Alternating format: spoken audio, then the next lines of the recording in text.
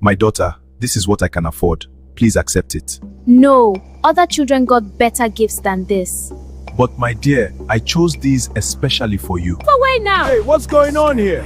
She pushed me. You must do as I say. This is not your father's house. One would think that being loved is enough.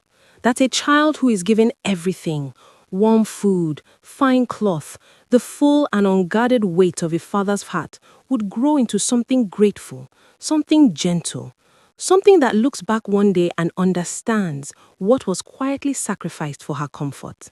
But love without correction is not really love. It is something that wears love's clothing. It feels like kindness in the giving and only shows its damage later when the child is grown and the world has run out of patience for what the parents refuse to address. This is the story of Amina, and it begins, as most cautionary tales do, with a father who loved too much and questioned too little. The village of Nolanga walks slowly on most mornings. Cockerels before the sun, women before their husbands, smoke curling from kitchen fires before a single word passed between neighbors. It was the kind of place where the earth was red and the mango trees were old enough to have opinions, and everybody knew your name, your story, and your mother's thoughts about both. In that village, no child was more widely discussed than Amina. She was her parents' only child, and they had poured everything into her. All their tenderness, all their hope, all the love that people save when they have only one person to save it for. My beautiful family. I love you, Papa. And we love you, my dear. Her father, Kofi, was a broad-shouldered man with a large laugh and a pocket that opened the moment her daughter pointed at anything. Her mother, Adisa, was quieter in her affection, but no less devoted. The difference between them was this. Adisa believed a child needed guidance. Kofi believed a child needed only joy. Every morning, this difference played itself out the same way. While the other children of Nolanga rose, washed their faces, and marched towards school, Amina lay in her wrapper, cheek pressed into her mat, the whole morning sliding off her like water on stone. Amina, get up. The other children have gone already. Mama, I'm tired. I don't want to go today. Leave me. Tired from what? You slept since yesterday evening. Amina, I am not asking, I am telling you. Get up.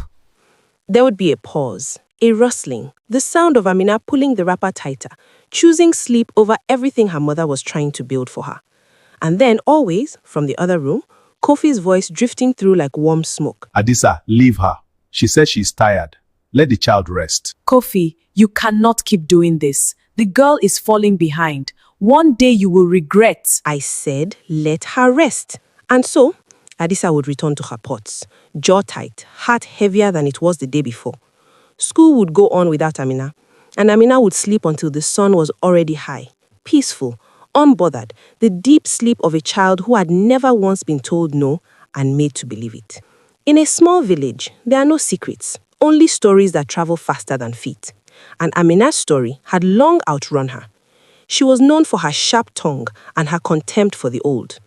She would pass the elders of Nolanga on the road, men and women whose grey hairs alone commanded respect, and walk straight past without a word. No bowed head, no greeting, nothing. At the market near the stream, she had shoved an old woman who only brushed against her by accident. The woman fell onto the red earth, her basket scattering. Amina glanced once and walked on. She broke other children's water jars, started quarrels that lasted for days, and moved through the village with the boldness of someone who had never faced a real consequence. When angry parents came to Kofi's compound, wrongs carefully listed, he would hear them out patiently, then reach into his pocket. She is just a child. Tell me the cost of what she broke. I will pay. It is not about the cost, Kofi. It is about her character. Money does not teach a child character. I will talk to her, don't worry. He never talked to her. The elders of Nolanga watched all of it and shook their heads. A tree, they said, grows the way you bend it while it is young. Leave it to grow as it pleases, and by the time it is tall, even God cannot straighten it without something breaking first. Then, one quiet morning, God took the matter entirely out of Kofi's hands.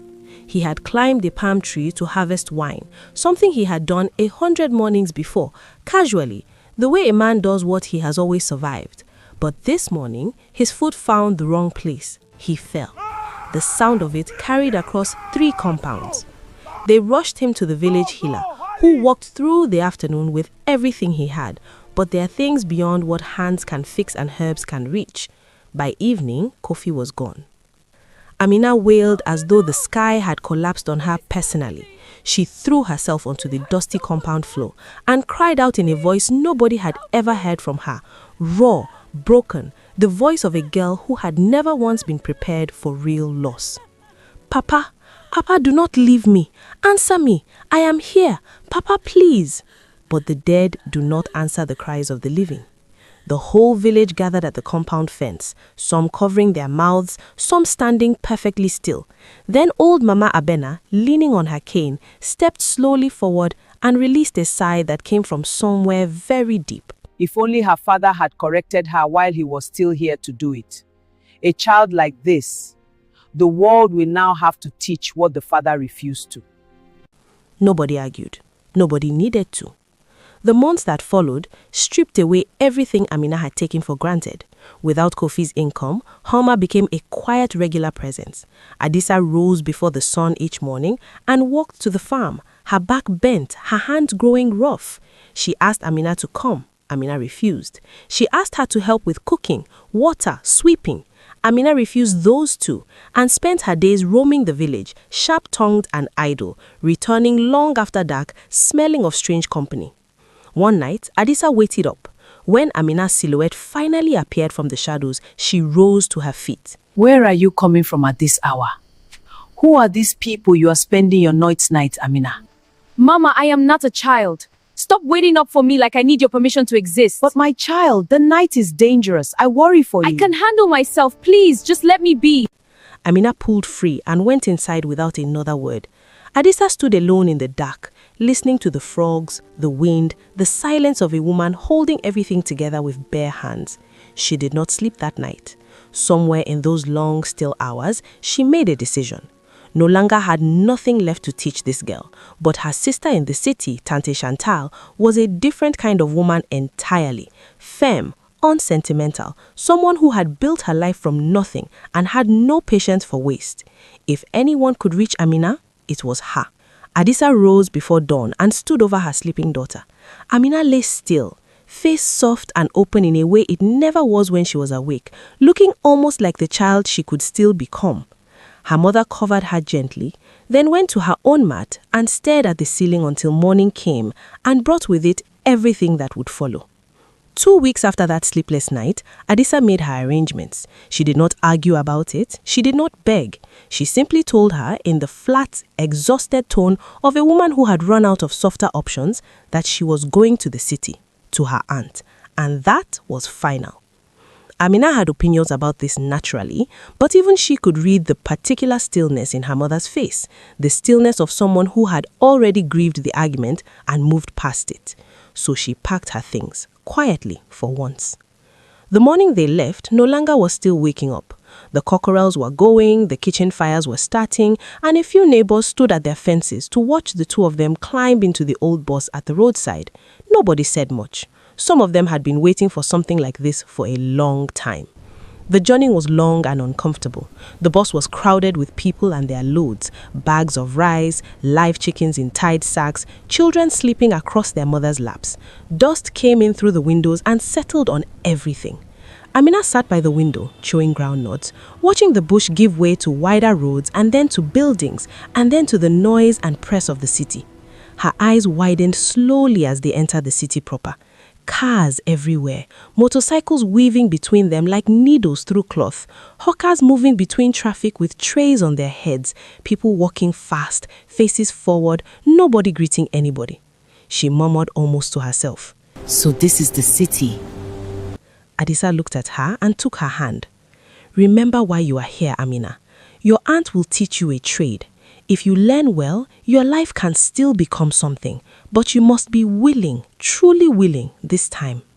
Yes, Mama, I heard you.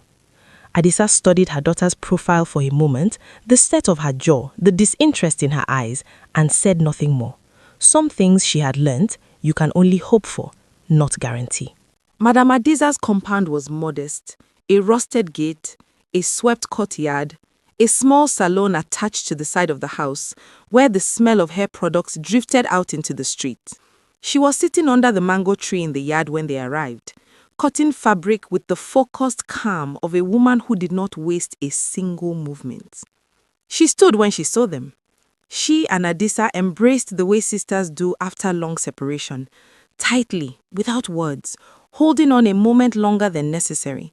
Then she stepped back and looked at Amina. Slowly, the way a woman looks at something she has already heard a great deal about. So, this is Amina. Nodding slowly. She is yours now, Chantel. I have done what I can. Tante Chantel held Amina's gaze for a long moment, then spoke in a voice that was not unkind, but left absolutely no room for negotiation. My daughter, listen to me carefully. This city is not Nolanga. Nobody here will overlook bad behavior because they know your father's name. Here you are nobody until you make yourself somebody. Are we understood? Amina looked at the ground and said nothing. Madame Adiza did not press her. She had dealt with silence before. She knew the difference between the silence of a person who was hearing something and the silence of a person who was simply waiting for the talking to stop. She was not yet sure which one this was. The next morning, Adisa left before the sun was fully up. She held Amina for a long time at the gate, longer than Amina expected, long enough that something small and unfamiliar shifted in her chest. My daughter, I'm not abandoning you. I'm giving you a chance that I cannot give you myself. Do not waste. For my sake, for your own. I will be fine, Mama. Go. Adisa released her. She climbed into a damn bus without looking back, because she knew if she looked back, she would not be able to leave. The bus pulled away. Amina stood at the gate and watched until it disappeared around the bend. She stood there a little longer than necessary, alone for the first time in a city that did not know her name. Behind her, she could already hear Madame Adiza moving around in the salon. Scissors, a radio, the purposeful sounds of a woman who did not believe in idle mornings. Amina turned, looked at the compound, and drew a slow breath. Something about this place already felt different from Nolanga. Tighter, less forgiving, like a place that had no interest in her history, only in what she would do next. She was not sure she liked it, but she was here, and the morning was already moving without her. Inside the salon, the radio played on. Madame Adiza waited. And somewhere down the road, a city full of lessons Amina had not yet agreed to learn went about its busy, indifferent day. Life with Madame Adiza was nothing like life in Nolanga. There was no sleeping until noon, no wandering, no one to pay for broken things and send you back to bed with a pat on the head.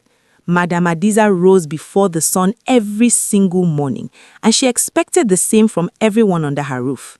The salon opened early, closed late, and in between, there was work, sweeping, washing, attending to clients, learning the craft of the hands. Amina hated every minute of it. She hated standing on her feet for hours. She hated the chemical smell of relaxers, and the hot combs made her eyes water. She hated being told what to do by a woman who had not raised her and had no softness about her whatsoever. She did the minimum, just enough to avoid a direct confrontation, and spent the rest of her energy looking for gaps in the routine, ways to slip out, ways to breathe. She found them eventually. She always did. Behind the market, past the row of provision stores and the woman who sold pepper soup from a blackened pot, there was a small open-air bar where young men gathered in the evenings. Music, laughter, the clink of bottles. Amina had passed 12 times before she finally stopped. And once she stopped, she was welcomed, the way pretty girls with nothing to do are always welcomed in such places. Immediately, warmly, and with very little asked of her in return. She started going back. She told herself it was just something to do. A little air, a little company. Madame Adiza's house was suffocating and the salon was boring. And was she supposed to just sit inside every evening like an old woman? The people there bought her drinks and told her she was beautiful. They said a girl like her should not be spending her life sweeping hair off a salon floor. She laughed at their jokes and enjoyed their attention and tried not to think too hard about what her mother would say if she could see her. Then one afternoon,